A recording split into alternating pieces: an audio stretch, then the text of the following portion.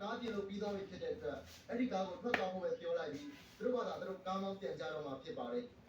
BJ ရဲ့အကြောင်းကိုပြန်လှည့်ရမယ်ဆိုရင်လူပြန်ပြီးဆွဲတဲ့သူတွေက BJ ကိုဖမ်းသွားချိန်မှာသူတို့က BJ ကိုလာပေါ်ဖို့အတွက်ချင်းဆိုထားတဲ့နေရာကိုဖုံးဆက်ပြောခဲ့ကြပြီးအဲ့ဒီနေရာကတော့ဒီနေရာပဲဖြစ်ပါတယ်အဲ့ဒီလိုဆိုရင်အချိန်တိုင်းဝင်လာတဲ့သူကဘယ်သူလဲဆိုတော့ yes ကမှုချန်ကဖြစ်နေတာပါဒိုနီကအကြောင်းလုံးကိုနားထောင်ပြီးတဲ့နောက်မှာဒါကအရာအလုံးရဲ့နောက်ွယ်မှာရှိနေတဲ့သူဟာရူထားဖြစ်နိုင်တယ်လို့ပြောလိုက်ပါတယ်ဘာလို့လဲဆိုတော့ဒီကောင်ကအရန်ပတ်စံပေါ်တဲ့မာဖီးယားကိုင်းဝင်တယောက်ဖြစ်နေလို့ပါပဲ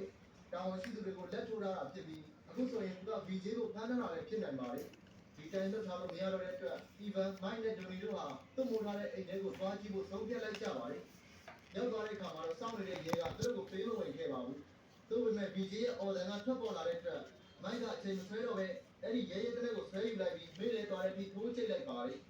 အဲ့နောက်သူတို့၃ယောက်ပြင်းပြင်းချင်းပိုးဝင်သွားခဲ့ပြီးစကမ်းမှုချန်ကတယောက် BJ ကိုနှိမ့်ပန်းနှိမ့်ဆက်နေတာကိုတွေ့လိုက်ရပါတယ် Mike က Ivan ကိုဒီမှာပဲစောင့်နေဖို့ပြောလိုက်ပါတယ်အဲ့တော့ Mike နဲ့ Donny တို့မြောက်ဟာစကမ်းမှုချန်ကရဲ့အနောက်ကနေပိုးဝင်သွားခဲ့ပြီးတစ်ဖက်လိုသတိထားမိချိန်မှာတော့အချိန်နှောင်းသွားခဲ့ပါပြီဒါပေမဲ့ချက်ချင်းဆိုတော့ပဲလူထားဟာလက်နက်ကတက်ဖွဲ့တဲ့သူထွက်လာခဲ့ပြီးအကယ်၍ကြီးစံတွေနဲ့ပဲဇက်သိမ်းပေးရမယ်ဆိုရင်အများတို့ရဲ့နာမည်တွေကိုသိခွင့်ရမလားဆိုပြီးကြီးတဲ့ပြောလာပါတယ်ဒါပေမဲ့ Ivan ကထွက်လာခဲ့ပြီးသူကလူခွင့်ရေးလှုပ်ရှားသူတယောက်ဖြစ်ပြီးဒီမှာပြဿနာဖြစ်နေတဲ့အကြောင်းကိုအမေရိကန်ဆိုရကိုအကြောင်းကြားသွားပြီးဖြစ်တာဘလက်ဘော့တက်ဖွဲ့ကလည်းသူ့ကိုလာချိုတော့မယ်လို့ပြောလိုက်ပါတယ်ဒါပေမဲ့လူထားကကြားလိုက်တဲ့အခါမှာတော့ပြုံးလိုက်ပြီးမင်းလိန်နေတာလို့ပြောတာတရက်ကိုပြောက်ပြီး Ivan ရဲ့ခေါင်းကိုမဆိုင်မတော့ပြစ်ချလိုက်ပါတော့တယ်မိုက်လက်ဝဲကိုတက်ချင်းမှန်ချလိုက်ပြီးသူတို့၃ယောက်အတွက်အကာအကွယ်လုပ်လိုက်ပါတယ်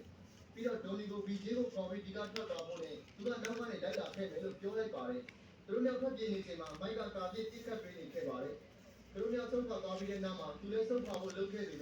ကန်ဆိုးသွားနေပဲဝမ်ဘိုက်မှာတနက်မှန်သွားခဲ့ပါတယ်မိုက်ကမရက်တက်နေပဲအိမ်ရှိကိုဆက်ပြေးထွက်လာခဲ့ပါတယ်အရှိကရဲကလည်းအချိန်တိုင်းလိုးလာခဲ့ပြီးမိုက်ကသူ့ကိုနောက်ကျမေးလေသွားတဲ့အထိမျက်နှာကိုထိုးချလိုက်ရပြန်ပါတယ်အချိန်ဆွဲဖို့အတွက်တနက်ကိုတုံးပြီးဒါကိုကလန်ပြပိတ်ထားလိုက်ပါတယ်စပရိုက်နဲ့ကျဲလေးတွေရှိနေတဲ့ကားပေါ်ပြေးကျက်လာခဲ့ပြီးအဲ့ဒီချိန်မှာစတားကလည်းသူမရဲ့ဖခင်တည်ဆုံးသွားပြီဆိုတဲ့သတင်းသုံးကိုကြားလိုက်ရပါတယ်အခုချိန်မှာရှင်တွေကအရန်ကိုရှုပ်ထွေးနေပြီးစပရိုက်ကသူတို့ကိုဒီနေရာကနေခေါ်ထုတ်သွားဖို့ကြိုးစားခဲ့ပါတယ်သူ့ပေမဲ့ချန်မာကကားရှိကနေဝင်ပိတ်လိုက်ပြီးစပရိုက်ကိုပြစ်ခတ်လိုက်ပါတယ်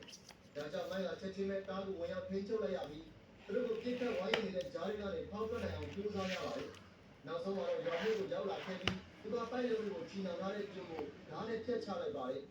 ကားတော်ကပိုက်လုံးကအောက်ကိုလိမ့်ဆင်းသွားကြပြီးဒီရွာရဲ့အဝင်ထွက်လမ်းကိုပိတ်ဆို့သွားပါတော့တယ်ဒါကြောင့်လူရတယောက်